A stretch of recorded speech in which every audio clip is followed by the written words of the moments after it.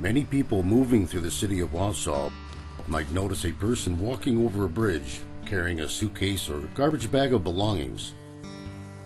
Perhaps they may see someone downtown in thread-worn clothing sitting for hours at the food court in the mall.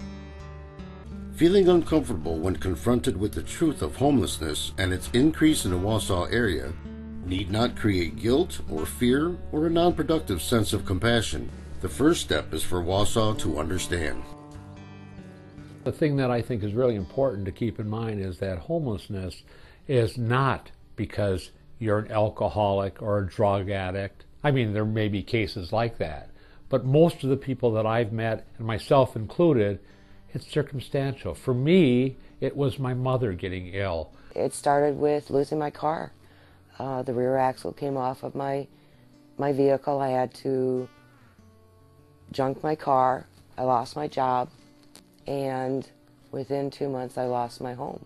Basically, I'm homeless because of my addiction to alcohol and not being able to not actually control it, but to live with it. The Wausau Police Department continually deal with the city's homeless situation. On occasion, police officers come across citizens that are out in the elements, that are homeless, that don't have a place to go. It seems as though over the last several years we have more homeless people, and the opportunities for shelter for them are more and more limited. Linda and Ralph Schlitz addressed this issue head-on and opened their doors to the homeless in Wausau. They began Randlin Adult Family Care Homes. Well, we started Randlin Homes because Ralph and I and some other community members saw such a growing need to help the homeless who were in the Wausau area who had mental health and alcohol and drug problems.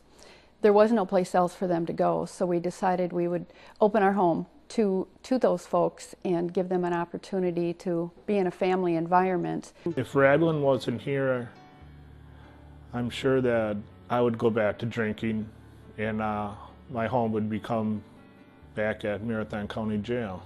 That is probably the most compelling, for me at least, is that many of our residents have said that they would be dead today if it wasn't for the program and what Ralph and I have been able to help them with through this process in giving them a family environment and people who really care about whether or not they live and die. I would have been living out in the woods or under a bridge if it wasn't for Randlin Homes.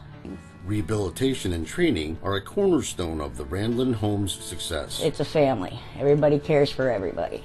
When the residents get to our home, it's set up as a one-year education and training program. So the first 30 days are spent in an intensive assessment looking at their alcohol, drug issues, mental health, their physical health, and then their background as far as their education and training needs. We partner with the Job Center to get the career development and the career assessment needs taken care of, and then we write a plan for them that will be done on a quarterly basis with the goal of the fourth quarter being where they get a job and prepare to live independently by the end of the school year. You've got 2 thrift stores that you run as a business, as you would a regular store like a JCPenney or a Walmart. We have volunteers that are at each store, and that's part of their training, is they learn customer service. They learn how to price furniture, how to inventory furniture or items when we get donations. Working in this manner, people in the program can learn transferable employment skills and help fund their stay. What I like about working at the thrift store would have to be doing something that I have never done before and being able to come home at night with a sense of accomplishment. I have nothing but good things to say and feel about Linda and Ralph and Randlin Homes. Like I said, I think maybe if it hadn't been for her and meeting her, I might not be here. I don't think I would have survived, to tell you the truth. Already they've given me an opportunity to do hands-on work. That in itself has built my self-esteem and given me hope for the future that I can do. So that's what we try to provide, is that hope.